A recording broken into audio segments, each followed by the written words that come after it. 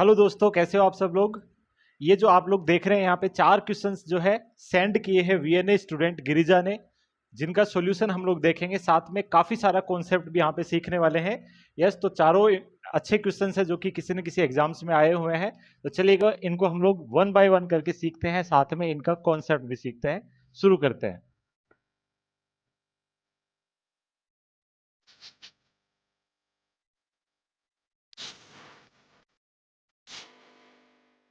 आप लोग भी बीएनए से जुड़ सकते हैं। उसके लिए आप लोगों को विनायक नर्सिंग एकेडमी की ऐप प्ले स्टोर से डाउनलोड करनी रहेगी और अपने मोबाइल से रजिस्टर करके आप लोग जुड़ सकते हैं। आईफोन यूजर भी हमें कॉल करके पूछ सकते हैं। कॉन्टैक्ट नंबर मैं लास्ट इस वीडियो के एंड में दे दूंगा।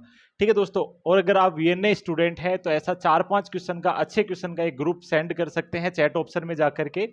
वीएनए की ऐप में चैट ऑप्शन है, वहां पे भेज सकते हैं। उनकी क्वेरी आपको जरूर मिल जाएगी। हाँ, इंडिविजुअल क्वेश्चन भेजेंगे तो उसका वहीं पे आपको रिप्लाई मिल जाएगा, बट अगर 4-5-6 क्वेश्चन एक साथ रहते हैं तो उनको हम लोग सोल्यूशन भी करवा देंगे। चाहे किसी भी बुक से आप पढ़ते हैं, उसका स्क्रीनशॉट या फिर उसकी पिक लेकर के भेज सकते हैं। उनका सोल्यूशन आपको मिल जाएगा दोस्तों। स्टूडेंट क्वेरी वाले सेक्शन के अंदर जाकर के आप अपना वीडियो चेक कर सकते हैं। चलिए, ये जो 4 क्वेश्चन है भेजे हैं गिरिजा ने, इनको हम लोग सीखते हैं वन बाय वन।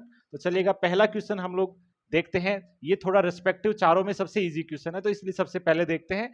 बाकी के जो क्वेश्चन है बहुत कॉन्सेप्ट अर्निंग क्वेश्चन है, अच्छा खासा कॉन्सेप्ट आप लोग सीख करके जाएंगे। चलिए देखते हैं पहला question. Yes, when assessing a patient with COPD, chronic obstructive pulmonary disease का पेशेंट है, nurse would expect which laboratory find. तो ये है कि एक नर्स को इनमें से कौन सी लेबोरेटरी फाइंडिंग देखने को मिलेगी। काफी इजी क्वेश्चन है यहाँ पे। सिंपली इस तरीके के क्वेश्चन को देखो, सीओपीडी डिजीज के बारे में आपको पता है, तो इसके अंदर क्या होता है, chronic bronchitis and emphysema. Emphysema, yes और नो डियर। तो यहां पे एम्फाइसीमा में एयर ट्रैपिंग देखने को मिलती है। एंड ये एक ऑब्स्ट्रक्टिव पल्मोनरी डिजीज है। कैसी है, ऑब्स्ट्रक्टिव, जैसा कि इसके नाम में आ रहा है। पल्मोनरी डिजीज दो टाइप की होती है, रेस्ट्रिक्टिव और ऑब्स्ट्रक्टिव। तो ये ऑब्स्ट्रक्टिव पल्मोनरी डिजीज के अंदर आती है, जिसके अंदर चाहे पल्मोनरी डिजीज कोई भी हो, हमेशा याद रखिएगा डियर, यस, एसपीओ2 का लेवल हमेशा घटता है। एंड एंड एसपीसीओ2 या सॉरी, एसपी नहीं बोलेंगे इसको, पीएसीओ2 का लेवल हमेशा इंक्रीज होता है। और यहां पे बोल सकता हूं मैं पीएओ2 हमेशा ऑक्सीजन का जो है पार्शियल प्रेशर, यस डियर, हमेशा डिक्रीज होगा। और कार्बन डाइऑक्साइड का जो पार्शियल प्रेशर है वो हमेशा इंक्रीज होगा दोस्तों।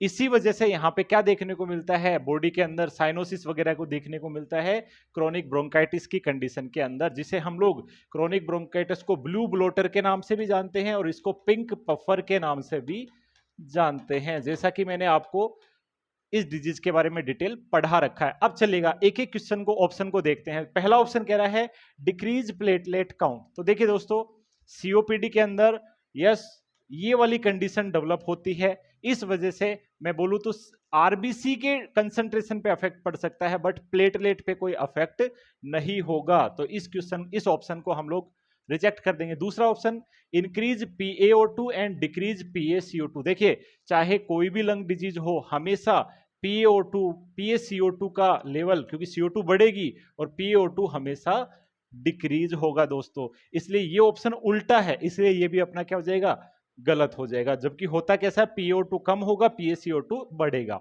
यस और नो दोस्तों। तीसरा, सीरम कोलेस्ट्रॉल, यस, कोई लेना देना नहीं है, सीओपीडी डिजीज से रिलेटेड नहीं है। कोलेस्ट्रॉल का लेवल कोई भी इफेक्ट यहाँ पे जनरली नहीं होगा, इसलिए नर्स क्यों देखेगी सीरम कोलेस्ट्रॉल का लेवल। एंड लास्ट, तो तीन ऑप्शन गलत हो गए, तो सही तो अपने पास आ ही गया है, एलिवेटेड आरबीसी। यस, आरबीसी का लेवल बढ़ जाएगा। क्यों बढ़ जाता है दोस्तों, तो याद रखिएगा, जब भी बॉडी में ऑक्सीजन का लेवल डिक्रीज होता है, ऑक्सीजन का लेवल डिक्रीज होगा, तो किडनीज के द्वारा इरिथ्रोपोइटिन रिलीज होगा बॉडी में। और इरिथ्रोपोइन क्या करेगा दोस्तों, यस, इरिथ्रोसाइट का फॉर्मेशन करेगा, यानी इरिथ्रोसाइट्स का लेवल जो है, आरबीसी का लेवल है वो बढ़ जाएगा। आरबीसी जो है इंक्रीज हो जाएगी। याद रखिएगा, आरबीसी यहाँ पे इरिथ्रोसाइट्स जो है वो क्या हो जाएगी, बढ़ जाएगी दोस्तों। Very very important point. ठीक है, तो ये जो कंडीशन है पैथोजेनिक कंडीशन कहलाती है। नॉर्मली हम लोग देखते हैं कि जो पहाड़ी या हिली एरिया वाले पेशेंट जो लोग होते हैं उनमें भी आरबीसी का लेवल बढ़ा हुआ मिलता है। क्यों? क्योंकि वहां पे पहाड़ी एरिया में चूंकि एल्टीट्यूड ज्यादा है तो ऑक्सीजन का लेवल कम होगा, तो उनकी बॉडी में ये मैकेनिज्म हमेशा चल रही है, उसे फिजियोलॉजिकल कहा जाता है। और ये जो कंडीशन है, ये जो सीओपीडी की वजह से हो रहा है कंडीशन, ये कंडीशन किसकी वजह से हो रही है? सीओपीडी की वजह से। तो सीओपीडी एक पैथोलॉजी है जिसकी वजह से ऐसा हो रहा है, तो ये पैथोलॉजिकल कंडीशन कहलाएगा दोस्तों। यस और नो? तो याद रखिएगा इरिथ्रोसाइट का लेवल इसके अंदर बढ़ जाता है, वेरी इंपॉर्टेंट पॉइंट। ठीक है, तो एलिवेटेड आरबीसी काउंट देखने को मिलती है सीओपीडी के पेशेंट में। बाकी 3 ऑप्शन रिलेटेड नहीं है, ये ऑप्शन तो उल्टा है, इस वजह से गलत हो गया, बाकी ये 2 रिलेटेड नहीं है। तो राइट आंसर क्या हो जाएगा? डी जो है इस क्वेश्चन का आंसर हो जाएगा दोस्तों। ठीक है, ध्यान रखिएगा जो डी है करेक्ट आंसर हो जाएगा। चलिए नेक्स्ट क्वेश्चन जो भेजा है गिरिजा ने वो है अपने पास में, फिल इन द ब्लैंक वाला है। Is the process of exchange of gases between capillary blood and local blood cell, तो क्या इस तरीके को हम लोग एनारोबिक रेस्पिरेशन कहेंगे या इंटरनल रेस्पिरेशन कहेंगे या सेल्यूलर रेस्पिरेशन कहा जाएगा या फिर एक्सटर्नल रेस्पिरेशन कहा जाएगा, क्या कहेंगे इसे? तो बहुत सिंपल सा बेसिक सा क्वेश्चन है। ध्यान रखिएगा जब भी हम लोग बात करते हैं, लाइक मैं बात करूं यहाँ पे, ये देखिए ये हम हमारे हो गए फेफड़े, लंग्स हो गए, ठीक है जी, ये हो गई दोनों की दोनों ब्रोंकाइज, ट्रेकिया, फिर आगे नोज मान लीजिए यहाँ पे। तो जब बाहर से हम लोग गैसेस ले रहे हैं, यस यहाँ पे जो एयर ले रहे हैं, ये एयर कहाँ तक पहुंच रही है दोस्तों? लंग्स तक पहुंच रही है। इसको हम लोग बोलते हैं एक्सटर्नल रेस्पिरेशन। तो एक्सटर्नल रेस्पिरेशन क्या होगा दोस्तों? यस, एयर से लेकर के लंग्स तक जो एयर का मूवमेंट हो रहा है उसे एक्सटर्नल रेस्पिरेशन कहा जाता है दोस्तों। ठीक है, ध्यान रखिएगा। अब देखिए लंग्स के अंदर होती है कैपिलरीज, एल्वियोलाइज होती है। तो मान लीजिए ये होगी अपनी एल्वियोलाई, और एल्वियोलाइज के 70% हिस्से में होती है कैपिलरीज। यस और नो दोस्तों? अब ध्यान दीजिएगा, यहां पे मान लीजिए ऑक्सीजन भी है, CO2 भी है, तो ये बाहर से आ रही है गैसेस, तो यहां पे जो आदान प्रदान हो रहा है डिफ्यूजन के द्वारा, इसी को हम लोग बोलते हैं एक्सटर्नल रेस्पिरेशन। एक्सटर्नल रेस्पिरेशन किसे कहा जाएगा? बिटवीन एल्वियोलाई एंड कैपिलरी, उसे कहेंगे हम लोग एक्सटर्नल रेस्पिरेशन। अब देखिए यहां से ये ऑक्सीजन का आदान प्रदान हो गया, अब पूरी बॉडी में क्या है? सेल्स है, तो यस ये हो गई बॉडी की सेल्स, ये होगी बॉडी की सेल्स। और बॉडी की सेल्स में भी क्या होती है? ब्लड कैपिलरीज होती है, ब्लड कैपिलरीज होती है, यही ब्लड फ्लो करके कहीं ना कहीं कैपिलरीज में आ रहा है। तो यहां पे याद रखिएगा O2 एंड CO2 का जो एक्सचेंज हो रहा है बिटवीन सेल एंड कैपिलरी, उसे हम लोग कहेंगे दोस्तों इंटरनल रेस्पिरेशन, इसे कहा जाएगा इंटरनल रेस्पिरेशन। तो इस क्वेश्चन का आंसर गैसेज का आदान प्रदान between capillary and local blood cells, तो उसे क्या कहा जाएगा दोस्तों? उसे हम लोग कहेंगे यस इंटरनल रेस्पिरेशन। तो राइट आंसर क्या हो जाएगा? बी हो जाएगा। अगर आपसे पूछा जाता बिटवीन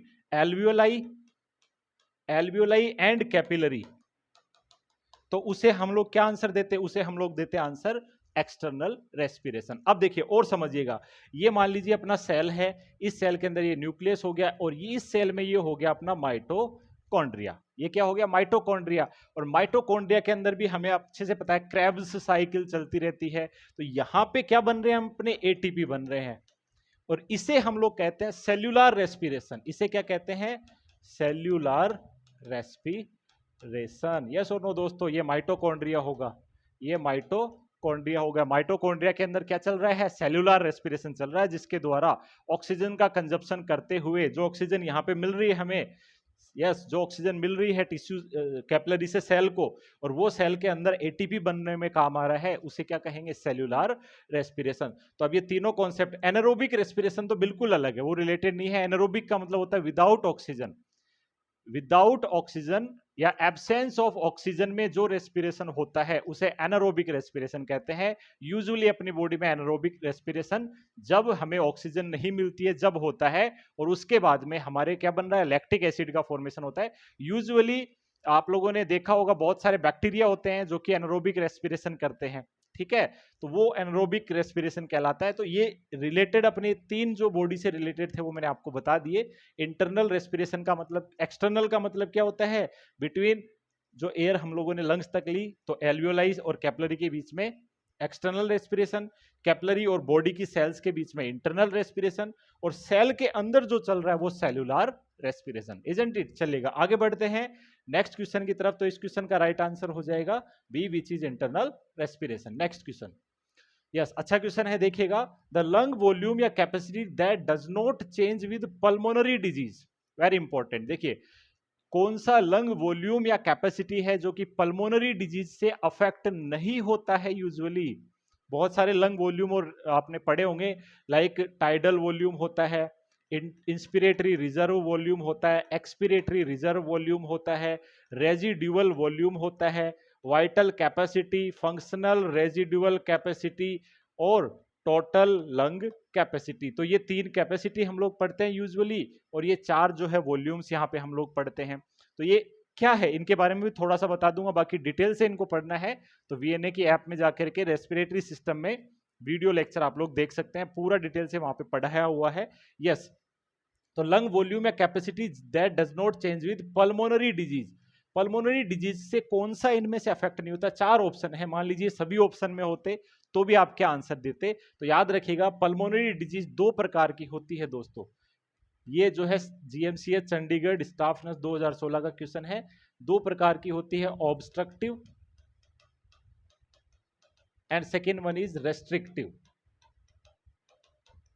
ऑब्स्ट्रक्टिव जैसे कि बात करें, सीओपीडी हो गया, है ना, आस्थमा हो गया, सिस्टिक फाइब्रोसिस हो गया, ये ऑब्स्ट्रक्टिव डिजीज कहलाती है। रेस्ट्रिक्टिव डिजीज जैसे कि आप बात करेंगे पल्मोनरी फाइब्रोसिस, पल्मोनरी फाइब्रोसिस होगा, ये कैसी डिजीज है? रेस्ट्रिक्टिव डिजीज है। न्यूमोकोनियोसिस, न्यूमोकोनियोसिस ये भी कैसी डिजीज है? रेस्ट्रिक्टिव डिजीज है दोस्तों। इसके अलावा इंटरस्टिशियल डिजीजेज होती है जो भी रेस्ट्रिक्टिव डिजीज में आती है। ऑब्स्ट्रक्टिव और रेस्ट्रिक्टिव डिजीज के एग्जांपल देखने हैं तो नोट्स के अंदर मैं ऐड कर दूंगा, 1-2 दिन के अंदर आप देख लीजिएगा, मिल जाएगा अपने नोट्स वाले सेक्शन में, ये जो चीज है मैं डाल दूंगा, तो वहां पे कंप्लीट आपको देखने को मिल जाएगा। ठीक है, अब बात करते हैं कि पल्मोनरी डिजीज में कौन सी इनमें से कैपेसिटी या वॉल्यूम अफेक्ट नहीं होता है दोस्तों। याद रखिएगा, टाइडल वॉल्यूम कितना होता है? लगभग 500 ml होता है एडल्ट की बात करें। इंस्पिरेटरी रिजर्व वॉल्यूम है वो लगभग 3200 ml होता है। एक्सपिरेटरी रिजर्व वॉल्यूम है वो लगभग 1100 ml होता है। रेजिडुअल वॉल्यूम है वो 1200 ml होता है। वाइटल कैपेसिटी जो है वो क्या होगी दोस्तों? वाइटल कैपेसिटी रेजिडुअल वॉल्यूम को छोड़ करके जो एक्सचेंज हो रहा है वो वाइटल कैपेसिटी कहलाती है ना, जो कि लगभग 4600 ml होती है। एफआरसी या फंक्शनल रेजिडुअल कैपेसिटी होती है जो कि रेजिडुअल वॉल्यूम और एक्सपिरेटरी रिजर्व वॉल्यूम का टोटल होता है। तो ये 1200 प्लस 1100, तो मैं ऐसे लिख दूं ERV प्लस RV होती है। अभी थोड़ा सा और समझा दूंगा। और टोटल लंग कैपेसिटी इन चारों को जोड़ दिया जाए, TB plus IRV plus ERV plus RV, तो ये सबको अगर मैं जोड़ूंगा यहाँ पे तो लगभग 6000 ml जो है टोटल लंग कैपेसिटी अपनी होती है। अब ये क्या है, थोड़ा सा मैं एक्सप्लेन कर देता हूं, वैसे फुल डिटेल से मैंने पढ़ा रखा है। तो इनमें से कौन सी जो है अफेक्ट नहीं होती है? तो डायरेक्ट याद रख सकते हो, इसको रट सकते हो, या फिर मैं इसका कॉन्सेप्ट भी सिखाने वाला हूं। तो पहली बात तो अफेक्ट नहीं होने वाले हैं वो है tidal volume and reserve volume. ठीक है, बट अगर दोनों एक साथ ऑप्शन में आ जाए तो आंसर आपको फर्स्ट प्रायोरिटी टाइडल वॉल्यूम को ही देनी है, ये आपको याद रखिएगा। यस, टाइडल वॉल्यूम ऐसा वॉल्यूम होता है जो हम एक नॉर्मल ब्रीथ में अंदर ले रहे हैं और बाहर छोड़ रहे हैं। नॉर्मल ब्रीथ, फोर्सफुल ब्रीथ की बात नहीं कर रहा हूं, नॉर्मल ब्रीथ में आप जो नॉर्मल सांस अंदर लेते हैं बाहर छोड़ते हैं वो क्या है? टाइडल वॉल्यूम है, जो कि होता है अपना 500 ml। ये वॉल्यूम ही चेंज होता रहता है, बाकी वॉल्यूम लगभग स्थिर रहता है। ठीक है, तो टाइडल वॉल्यूम है वो 500 ml एयर छोड़ते हैं वापस लेते हैं, छोड़ते हैं वापस लेते हैं। ये वॉल्यूम है जो कि लगभग किसी डिजीज में अफेक्ट नहीं होता है या बहुत कम अफेक्ट होता है, ध्यान रखिएगा। ठीक है, दूसरा बात करता हूं रेजिडुअल वॉल्यूम है। रेजिडुअल वॉल्यूम है वो याद रखिएगा रेस्ट्रिक्टिव डिजीज के अंदर तो नॉर्मल होता है, जबकि ऑब्स्ट्रक्टिव डिजीज के अंदर बढ़ जाता है। इस वजह से इसे नॉर्मल नहीं मान सकते। बट मान लीजिए ऑप्शन में टाइडल वॉल्यूम नहीं होता, लाइक इस कंडीशन में टाइडल वॉल्यूम है, सॉरी इस ऑप्शन में टाइडल वॉल्यूम है, तो राइट आंसर तो सी हो जाएगा अपने पास में, यस और नो। बट मान लीजिए टाइडल वॉल्यूम ऑप्शन में ही नहीं होता और ऑप्शन में होता आपके पास रेजिडुअल वॉल्यूम, ठीक है, तो आप आंसर क्या देते? रेजिडुअल वॉल्यूम, बट अभी टाइडल वॉल्यूम ऑप्शन में है, इसलिए राइट आंसर यही रहेगा। और दोनों भी अगर ऑप्शन में होते हैं अलग अलग, तो आंसर क्या देते आप लोग, तब आंसर क्या देते दोस्तों, टाइडल वॉल्यूम ही आंसर देते, क्योंकि टाइडल वॉल्यूम ऑलमोस्ट किसी भी पल्मोनरी डिजीज में अफेक्ट नहीं होता है, एक्सेप्ट एक्सेप्ट हाइपरवेंटिलेशन और हाइपोवेंटिलेशन, जो कि एसिडोसिस और एल्केलोसिस, ये सुनो वो कंडीशंस है, वो कोई पर्टिकुलर डिजीज नहीं है। तो एसिडोसिस एल्केलोसिस में अफेक्ट हो सकता है, क्यों, क्योंकि वहां पे हाइपोपनिया एंड हाइपरपनिया हो सकता है, यानी ब्रीथिंग ऐसे हो सकती है और ब्रीथिंग सैलो हो सकती है। लाइक आप लोगों ने पढ़ा होगा कुसुमोल रेस्पिरेशन, जिसमें क्या होता है, रेस्पिरेटरी मेटाबॉलिक एसिडोसिस में देखने को मिलता है, पर्सन की ब्रीथ ज्यादा हो जाती है, यस और नो। तो हाइपरपनिया और हाइपोपनिया की कंडीशन को, यानी सैलो और डीप ब्रीथिंग को अगर छोड़ दिया जाए, तो किसी भी लंग डिजीज के अंदर टाइडल वॉल्यूम जनरली अफेक्ट नहीं होता है दोस्तों। नोट्स में ये कंसेप्ट समझाया हुआ है, आप लोग पढ़िएगा, ठीक है। तो इस क्वेश्चन का राइट आंसर क्या दे देंगे आप लोग, टाइडल वॉल्यूम इसका आंसर दे देंगे। अब थोड़ा सा मैं आपको समझाता हूं इसको और बारीकी से, इसको देखते हैं। देखिए ये सारे के सारे वॉल्यूम है, यूजुअली राइट आंसर तो अपना बी हो ही गया, सॉरी टोटल ये यस ये गलत यहाँ पे टाइप हो गया, ये आंसर करिएगा सी, ठीक है, प्रिंटिंग मिस्टेक हो जाती है कभी कभी। तो राइट आंसर क्या हो जाएगा इसका, सी, विच इज टाइडल वॉल्यूम। अब देखिएगा ये जो वॉल्यूम्स बताए हैं इनको मैं किस प्रकार से पढ़ाता हूं, इस ग्राफ के द्वारा मैं यहाँ पे समझाता हूं। अब देखिए समझते हैं इस चीज को। मान लीजिए अपने दोनों जो लंग्स है वो एक बोतल की तरह, वो क्या है, एक बोतल की तरह है, ठीक है। दोनों लंग्स को मिला करके मैं एक बोतल बना देता हूं। अब इस बोतल में क्या होता है, नॉर्मली एयर भरी हुई है या मान लीजिए पानी भरा हुआ जो भी है, तो वो कितना होता है दोस्तों, 2300 ml होता है। कितना होता है, 2300 ml होता है। लेकिन इसमें नॉर्मली कितना पानी, 2800 ml पानी जब कब होगा, जब इसमें से ऐड होगा। यानी मान लीजिए ये लंग्स है और ये नोज है, इसको बोतल के द्वारा समझाता हूं, लंग्स हो गए और ये हो गया अपना नोज। तो जब हम लोग सांस छोड़ते हैं तो इसमें कितना कितना एयर रह जाता है, 2300 ml रह जाता है। और जब सांस ले लेते हैं तो कितना भर जाता है, 2800 ml हो जाता है। तो ये कितना हो गया, 500 ml हो गया। यानी यही जो वॉल्यूम है वो क्या कहलाता है, टाइडल वॉल्यूम कहलाता है। यानी लगातार जो हम लोग सांस ले रहे हैं और छोड़ रहे हैं, ग्राफ से इसको मैं समझाऊं तो देखिए पूरा ग्राफ है वो मान लीजिए इस लेवल पे 6000 ml हो गया। तो इसके अंदर नॉर्मली जब हम लोग सांस छोड़ेंगे तो 2300 ml, सांस लेंगे तो 2800, छोड़ेंगे 2300, लेंगे 2800, छोड़ेंगे 2300, लेंगे 2800। इस तरीके से ये जो है ग्राफ अपना चलता रहता है। तो टाइडल वॉल्यूम कितना आएगा दोस्तों, 500 ml आ जाएगा, यस और नो। अब इस बोतल में और कितना आप भर सकते हो पानी, यानी और कितना लंग्स में एयर ले सकते हो। लाइक नॉर्मल में ब्रीथ लिया, ले लिया, अब मैं और कितना ब्रीथ ले सकता हूं, यस और नो। तो ये जो ब्रीथ का अमाउंट है ये लगभग होता है अपने पास 3200 ml, 3200 ml होता है। और इसको बोलते हैं इंस्पिरेटरी रिजर्व वॉल्यूम, इसे कहा जाता है इंस्पिरेटरी रिजर्व वॉल्यूम। टोटल इस बोतल की जो लंग्स की कैपेसिटी है वो होती है अपनी 6000 ml। कितनी होती है दोस्तों, 6000 ml इसकी, यानी 6 लीटर कैपेसिटी है। तो यहाँ पे नॉर्मली 2300 ml रहती है, सांस लेने के बाद 2800 हो जाती है। और deep breath inspiratory reserve volume, inspiration के लिए रिजर्व रखा हुआ वॉल्यूम वो होता है 3200 ml, जिसमें ग्राफ को इस तरीके से रिप्रेजेंट किया है। तो इंस्पिरेटरी रिजर्व वॉल्यूम कितना होता है दोस्तों, 3200 ml होता है। तो 2800 में 3200 जोड़ेंगे तो 6 लीटर कैपेसिटी आ गई ना, 6000 ml, यस और नो। अब देखिए नॉर्मली मैंने सांस छोड़ा, ठीक है, अब और कितना छोड़ सकता हूं, यस और नो। तो कितना ब्रीथ मैं छोड़ सकता हूं, तो वो ब्रीथ होता है दोस्तों लगभग 1100 ml। यानी नॉर्मल ब्रीथ छोड़ने के बाद कितना ब्रीथ और मैं छोड़ सकता हूं, कितना और एक्सपायर कर सकता हूं, इसे बोलेंगे एक्सपायरेटरी रिजर्व वॉल्यूम, जो कि 1100 ml होता है। अब देखिए यहां पे 2300 ml था, तो 2300 में से 1100 हटा देंगे तो कितना बचा, 1200 ml। इसे कहा जाता है रेजिडुअल वॉल्यूम, इसे कहा जाता है रेजिडुअल या रिजर्व वॉल्यूम।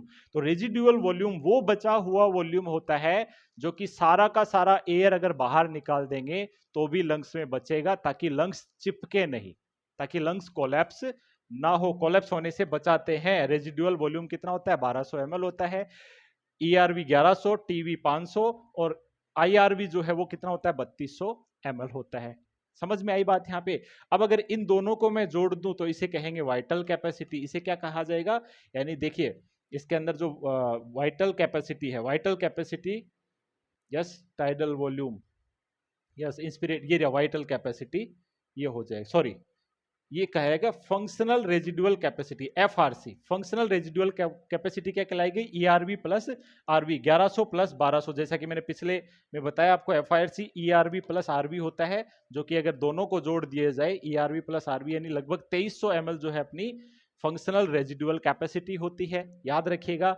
इसके अलावा वाइटल कैपेसिटी क्या होती है दोस्तों? वाइटल का मतलब होता है जिंदा, मूवेबल, तो जो एयर वॉल्यूम मूव हो सकता है उसे वाइटल कैपेसिटी कहते हैं। तो देखिए रेजिडुअल वॉल्यूम के अलावा बाकी वॉल्यूम अंदर बाहर हो सकते हैं, चाहे फोर्सफुली चाहे नॉर्मल। तो वाइटल कैपेसिटी क्या हो जाएगी? जैसा कि मैंने पहले भी बताया है आपको, यस वाइटल कैपेसिटी मैंने बताया आपको कितना होता है, 4600 ml होता है मूवेबल कैपेसिटी, ठीक है।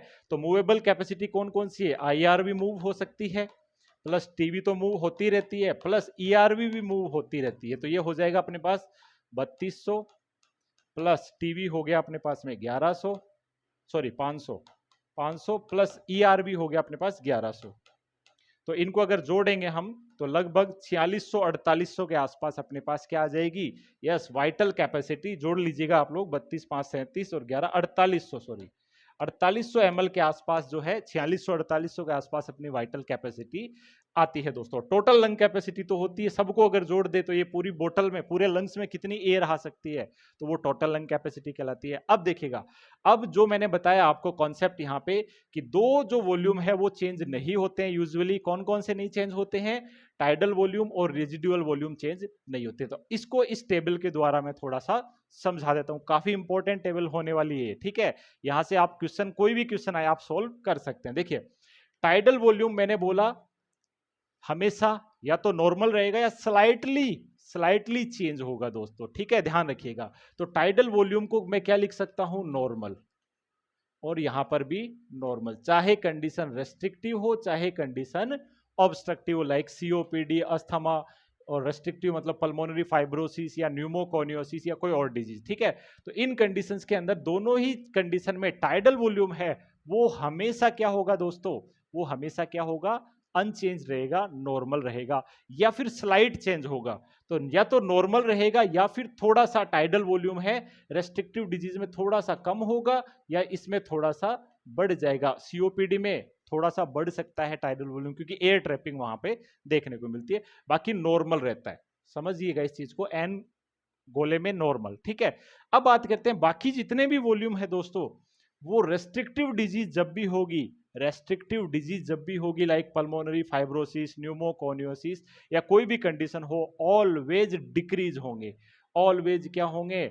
डिक्रीज होंगे। लेकिन रेजिडुअल वॉल्यूम है वो नॉर्मल रहेगा, रेजिडुअल वॉल्यूम नॉर्मल, बाकी सब के सब क्या रहेंगे? डिक्रीज ही रहेंगे दोस्तों, ध्यान रखिएगा, बाकी सब के सब क्या रहेंगे? डिक्रीज रहेंगे। बाकी टाइडल वॉल्यूम और रेजिडुअल वॉल्यूम नॉर्मल रहेंगे, जैसा कि मैंने प्रीवियसली आपको बताया। अब देखिए नेक्स्ट बात करेंगे यहाँ पे, यस ऑब्स्ट्रक्टिव डिजीज के अंदर क्या होता है। तो ऑब्स्ट्रक्टिव डिजीज यानी सीओपीडी, अस्थमा वगैरह है, तो वहां पे इंस्पिरेटरी रिजर्व वॉल्यूम है। अस्थमा के केस में वैसे ही ब्रीथिंग नहीं ले पाता है पर्सन, तो डिक्रीज ही होगा। एक्सपिरेटरी रिजर्व वॉल्यूम है वो भी क्या होगा दोस्तों? डिक्रीज ही होगा। और रेजिडुअल वॉल्यूम जो फेफड़ों में बचा है या तो नॉर्मल होगा दोस्तों, या तो नॉर्मल होगा, या तो नॉर्मल होगा, या फिर क्या होगा दोस्तों? डिक्रीज ही रहेगा, डिक्रीज ही रहेगा दोस्तों, ठीक है। अब बात करते हैं फंक्शनल रेजिडुअल कैपेसिटी और टोटल लंग कैपेसिटी।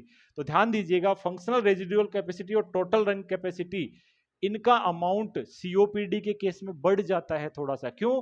क्योंकि एयर ट्रैपिंग होती है, आप लोगों ने पढ़ा है सीओपीडी, जिसमें बैरल चेस्ट हो जाता है, एंटीरियो लेटरल डायमीटर बढ़ जाता है, चेस्ट बैरल शेप हो जाता है, तो ये कैपेसिटीज बढ़ जाती है। एफआरसी और यस टोटल लंग कैपेसिटी बढ़ जाती है, but vital capacity, again vital capacity क्या हो जाती है? डिक्रीज हो जाती है। This is the table which is most important, ध्यान दीजिएगा, ठीक है। यहां से क्वेश्चन यहां पे बन सकते हैं, चाहे कोई सा भी वॉल्यूम हो, रेस्ट्रिक्टिव डिजीज में सारे के सारे कम होंगे except residual volume and tidal volume, इनके अलावा सारे के सारे कम होंगे।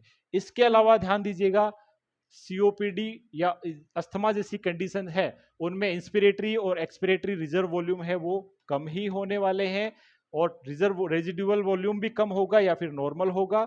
यस इसके अलावा बात करें तो yes, functional residual capacity increase हो जाती है और टोटल लंग कैपेसिटी भी इंक्रीज हो जाती है और वाइटल कैपेसिटी जो है दोस्तों डिक्रीज हो जाती है। तो यूजुअली यहां से क्वेश्चन बनने के चांसेस कम है या बहुत हार्ड क्वेश्चन होगा, या फिर जो क्वेश्चन प्रीवियसली पूछा गया है, यस ये वाला क्वेश्चन जो मैंने बताया, ये क्वेश्चन इंपॉर्टेंट है, ध्यान दीजिएगा कौन सा ऑप्शन कैसे आ सकता है, ये आप लोग अच्छे से पढ़ लीजिएगा। ठीक है दोस्तों, चलिए आगे बढ़ते हैं। ये जो टेबल है मैंने जो बताया है उसको आप लोग इस तरीके से देख सकते हैं। ठीक है, ध्यान दीजिएगा। चलिए बढ़ते हैं आगे की तरफ, नेक्स्ट क्वेश्चन की तरफ।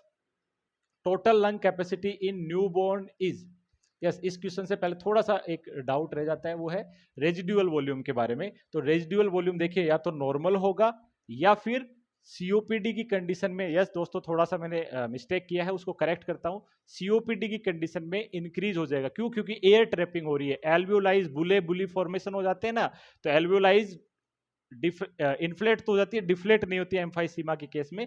तो यहाँ पे या तो थोड़ा सा बढ़ता है, थोड़ा सा क्या होता है बढ़ जाता है दोस्तों, घट नहीं जाता है, जो कि जैसा कि मैंने यहाँ पे लिख दिया था डिक्रीज, यस इंक्रीज होता है।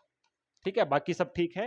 तो ध्यान दीजिएगा इन कंडीशन में ये या तो नॉर्मल होगा या इंक्रीज हो सकता है। तो ये टेबल जो है करेक्टेड फॉर्म के अंदर मैंने आपको बता दिया। ठीक है, चलिए आगे बढ़ते हैं नेक्स्ट अगले क्वेश्चन की तरफ में। Total lung capacity in newborn is, newborn, yes बहुत अच्छा क्वेश्चन है, यहाँ पे बहुत कुछ सीखने वाले हो आप।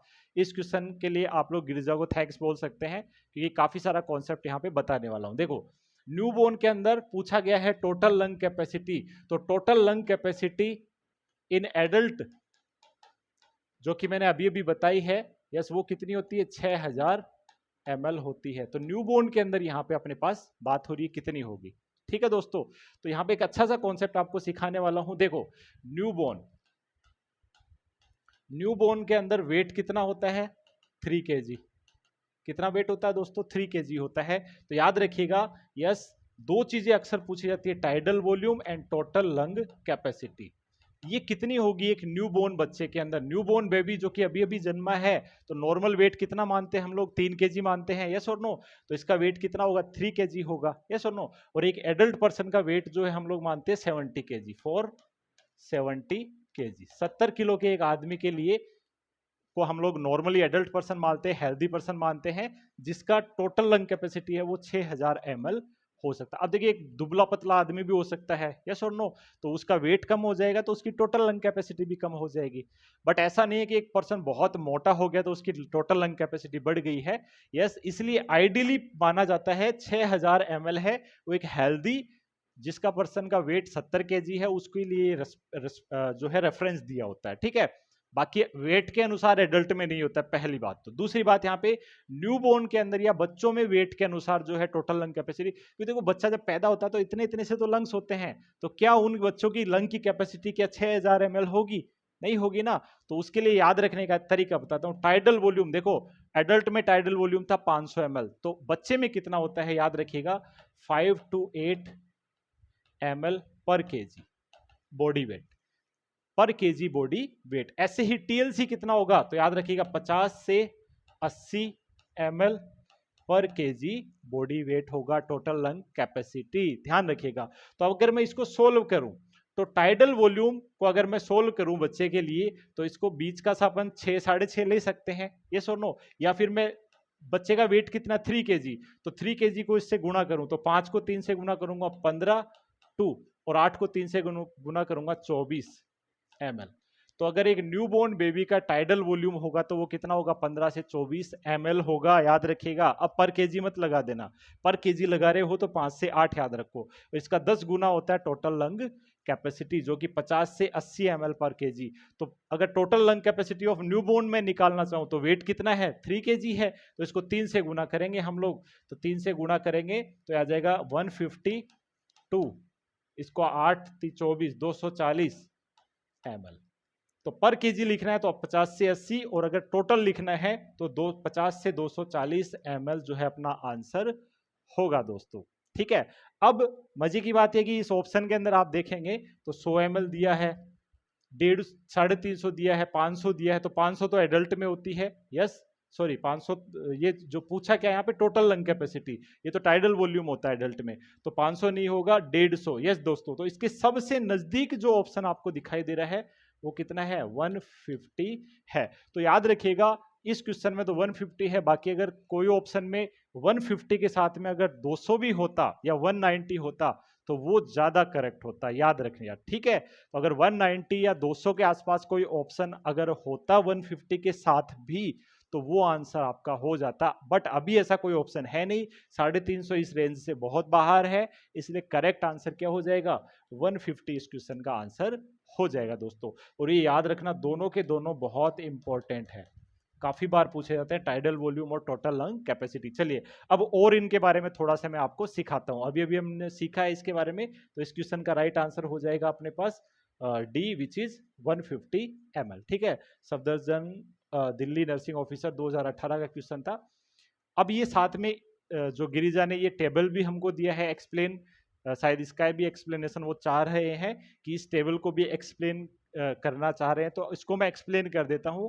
और ये काफी अच्छी टेबल है, बट कुछ यहाँ पे स्लाइड चेंजेस है, ठीक है, थोड़ा छोटे मोटे चेंजेस है, इसके लिए मैंने ये टेबल को दोबारा से रीअरेंज किया है इस प्रकार से। अब ये टेबल मैं आपको समझा देता हूं। देखिए क्या पैरामीटर है, parameter for newborn and parameter for adult. Adult का जो वेट है वो हम लोग मानते हैं एक हेल्दी एडल्ट का 70 केजी और एक हेल्दी न्यूबॉर्न का वेट मानते हैं 3 केजी, ठीक है। अगर प्री मेच्योर बेबी होगा यस और नो तो उसका वेट कितना होगा, कम होगा, 2 केजी मान लीजिए वेट है, तो उसको 2 से मल्टीप्लाई करेंगे, जब भी ध्यान रखिएगा। देखो तो इस में बात करें तो टाइडल वॉल्यूम कितना होता है, जैसा कि मैंने अभी अभी बताया 5 से 8, और टोटल लंग कैपेसिटी कितनी होती है 50 से 8, ये दोनों मैं एक्सप्लेन अभी अभी कर चुका हूं। यानी एक न्यूबॉर्न के अंदर 5 से 8 ml पर केजी होता है क्या टाइडल वॉल्यूम, और 50 से 80 ml पर केजी होता है क्या टोटल लंग कैपेसिटी। तो इसको मैं मान लीजिए इसका एवरेज ले लिया तो 6 गुना 3 18 ml आ गया, और इसका भी ऐसे एवरेज ले लूं मैं अगर 50 से 80 का तो 65 एवरेज आएगा। तो इसका भी लगभग अगर गुना करूं 65 से 3 को गुना करूं तो इसका भी लगभग 190 ml जो है अपने पास आंसर आ जाएगा, जो कि प्रीवियस क्वेश्चन में 150 था, जो कि क्लोजेस्ट था, वही आंसर हो गया, ठीक है। बट एडल्ट के अंदर यही डेटा कितना होता है, एडल्ट में टाइडल वॉल्यूम होता है 500 ml, कितना होता है 500 ml, और एडल्ट में टोटल लंग कैपेसिटी होती है वो होती है 6000 ml। बट जो इन्होंने टेबल भेजी इसमें क्या गलती कर रखी है, इनको भी पर ml में दे दिया, जो कि बिल्कुल गलत बात है, ठीक है। एडल्ट में वेट के अनुसार नहीं होता है, ध्यान दीजिएगा। एडल्ट में मैं बोलूं कि एडल्ट के अंदर जैसे मान लीजिए इस टेबल में दिया टाइडल वॉल्यूम, तो इन्होंने दिया 6 ml पर केजी दिया हुआ इस टेबल के अंदर। तो अगर मैं इस मान लीजिए किसी का वेट 70 केजी है तो 70 गुना 6 420 ml, तो ये तो लगभग चलो जस्टिफाई करता है। लेकिन एक पर्सन का वेट मान लीजिए 150 केजी हो गया, 150 केजी इंटू 6, तो ये हो गया अपने पास में 900 ml। तो इसका मतलब ये थोड़ी कि उसका टाइडल वॉल्यूम 900 ml हो जाएगा, यस और नो। तो ये वाला पार्ट इन्होंने बिल्कुल गलत दे रखा है, यस। जब पर्सन बहुत ज्यादा ओबेज हो जाता है तो इवन उसका टाइडल वॉल्यूम थोड़ा सा श्रिंक हो सकता है, डिमिनिश हो सकता है, ऑब्स्ट्रक्टिव कंडीशन होती है दोस्तों, यस और नो। तो ध्यान दीजिएगा ये वाला पार्ट इस टेबल का गलत है, इसलिए इसको मैंने दोबारा से रीअरेंज किया है, समझा देता हूं इसको। पहले मैं बात करता हूं एक एडल्ट पर्सन के अंदर, यस। तो body weight 3 KG 70 KG, tidal volume जैसा कि मैंने आपको बताया न्यूबॉर्न में 5 से 8 ml पर केजी और एडल्ट में 7 ml पर केजी होता है। अब बच्चा जैसे जैसे बड़ा होगा, एज बड़ी होगी तो लंग्स भी तो बड़े होंगे, यस और नो। तो उस कंडीशन में टाइडल वॉल्यूम भी थोड़ा थोड़ा बढ़ता जाएगा, वेट से गुणा करते जाएंगे, लेकिन 5 से 8 को ही यहाँ पे मल्टीप्लाई करेंगे। अब अगर मैं इसको 500 ml को पर केजी में लिखना चाहूं तो इसको 7 ml पर केजी लिख सकता हूं, 7 गुना 70 तो लगभग 500 ml ही अपने पास आएगा। तो अगर देखो ये जो रिस्पॉन्स मैंने भी लिख दिया यहाँ पे, बट ऐसा होता नहीं है, ये देखने के लिए है कि एडल्ट में 7 ml पर केजी है और बच्चे में 5 से 8 ml, यानी टाइडल वॉल्यूम लगभग रेशियो निकाला जाए तो बराबर ही रेशियो होगा दोनों के अंदर, ठीक है, ध्यान रखिएगा। तो उसका कितना होता है 500 ml होता है। ऐसे रेजिडुअल वॉल्यूम है वो बच्चे के अंदर न्यूबॉर्न में 23 ml पर केजी यहाँ पे होता है, कितना होता है 23 ml पर केजी। तो 23 को गुणा कर दूं 3 से तो लगभग कितना आ जाएगा 60, लगभग 70 ml के लगभग रेजिडुअल वॉल्यूम, जबकि एडल्ट में कितना था 1100 ml होता था, मैंने ऑलरेडी बताया आपको। फंक्शनल रेजिडुअल कैपेसिटी जो कि रेजिडुअल वॉल्यूम प्लस इस एक्सपिरेटरी रिजर्व वॉल्यूम के बराबर होता था, जो कि एडल्ट में 2300 ml के समथिंग था, यस और नो दोस्तों। लेकिन एक न्यूबॉर्न के अंदर ये 30 ml पर केजी होता है, तो 30 गुणा 3 तो लगभग 90 ml। तो अगर न्यूबॉर्न बेबी पूरा सांस छोड़ दे, जैसा कि वो छोड़ नहीं सकता है, लेकिन अगर फिर भी मान लीजिए वो पूरा ब्रीथ उसकी बाहर निकाल दे, तो भी उसके लंग्स में 90 ml, सॉरी 90 ml, हाँ 30 गुना 3 90 ml के समथिंग जो है उसके लंग्स में वॉल्यूम बचा रहेगा। That is functional residual capacity. ठीक है, नेक्स्ट बात करते हैं, रेजिडुअल वॉल्यूम तो 70 है, बाकी फंक्शनल रेजिडुअल कैपेसिटी है वो 90 ml होगी।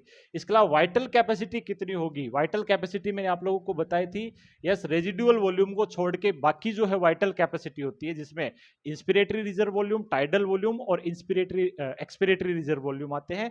तीनों लगभग 4600 ml की समथिंग जो है मैंने आपको बताई थी एडल्ट के अंदर, बट न्यूबॉर्न में होती है 35 ml पर केजी के समथिंग। तो इसको अगेन 3 से गुणा करूंगा तो इसका कितना आ जाएगा? यस दोस्तों, थोड़ा सा आप लोग बढ़ा लीजिएगा, 105 ml जो हो जाएगा।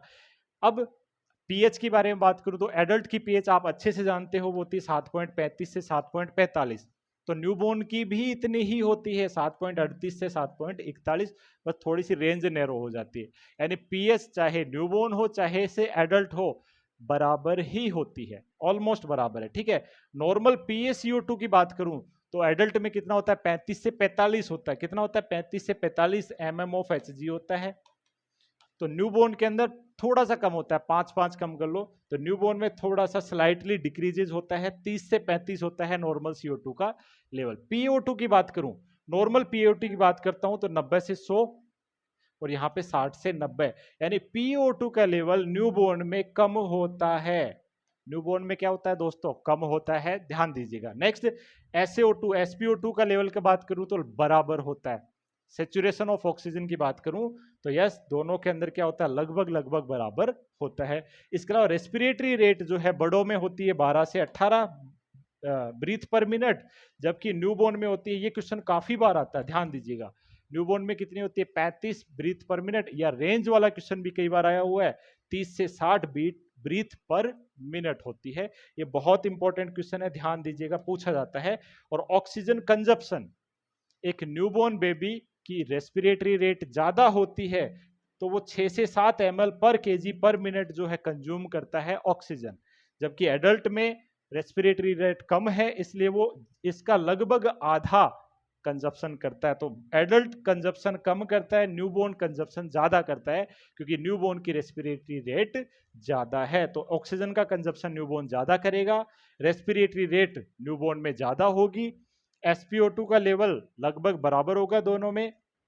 PO2 का लेवल कम होगा न्यूबॉर्न के अंदर एडल्ट की तुलना में, PaCO2 का लेवल भी न्यूबॉर्न में कम होगा एडल्ट की तुलना में। बाकी ये जो जितने भी कैपेसिटीज है, जिसमें दोनों इंपॉर्टेंट है, टोटल लंग कैपेसिटी भी इंपॉर्टेंट है और टाइडल वॉल्यूम भी इंपॉर्टेंट है। ये दोनों काफी बार एग्जाम में आते हैं। और साथ में आप रेजिडुअल वॉल्यूम भी याद रख लीजिएगा, जो कि लगभग जो है 20 से 25 ml पर केजी होता है। तो दोनों का एवरेज लिख दिया यहाँ पे 23 ml पर केजी, 3 से गुणा करोगे तो लगभग 69-70 ml जो है रेजिडुअल वॉल्यूम होता है एक न्यूबॉर्न के लंग्स में। इससे ज्यादा एयर को बाहर आप नहीं निकाल पाएंगे। ठीक है, तो ये दोनों का तुलनात्मक अध्ययन मैंने आपको बता दिया है। होप ये समझ में आ गया होगा क्वेश्चन कैसे बन सकते हैं जो हम लोगों ने सीखे हैं आज। यस दोस्तों, तो चलिएगा, और भी अगर आपके कोई डाउट रहते हैं, क्वेरी रहती है, तो चैट बॉक्स के अंदर लिख सकते हैं। आज ही VNA की ऐप को डाउनलोड करिए और अपने फ्रेंड्स को भी आप लोग सेंड कर सकते हैं। यस, आईफोन यूजर इस नंबर पे आप लोग व्हाट्सअप करके पूरा प्रोसेस जान सकते हैं कि किस प्रकार से हमारी ऐप डाउनलोड करनी है, वहाँ पे आपको रिस्पॉन्स मिल जाएगा। और प्रिंटेड नोट्स भी अवेलेबल रहते हैं, जिसके लिए आप लोग इस नंबर पे व्हाट्सअप करके या कॉल करके पूछ सकते हैं। बाकी विनायक नर्सिंग एकेडमी की ऐप को डाउनलोड करके डेमो टेस्ट वगैरह आप लोग दे करके देखिए। लेक्चर्स वहाँ पे फ्री लेक्चर्स है, वो भी आप लोग देख सकते हैं। चलिए मिलते हैं अगले वीडियो में। Stay healthy, stay safe.